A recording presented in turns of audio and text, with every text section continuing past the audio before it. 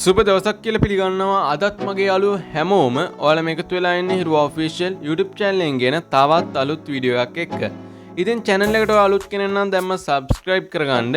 එහා පැත්තේ තියෙන bell icon එක touch කරලා all දුන්නාම ඔයාලට පුළුවන් මම වීඩියෝ එකක් දාපු ගමන් notification එකක් ඔයාගේ phone එකට ගෙන්න ගන්න. ඉතින් අද වීඩියෝ එකෙන් ඔයාලට කියලා දෙන්න යන්නේ Lightroom එකෙන් කරන photo edit එකක් ගැන. ඉතින් ඔයාලට දැන් display එකේ බලා ගන්න පුළුවන් වෙනවා වගේ ඔයාගේ photos edit කරගන්නේ කොහොමද කියලා අපි වැඩි කතා නොකර බලමු.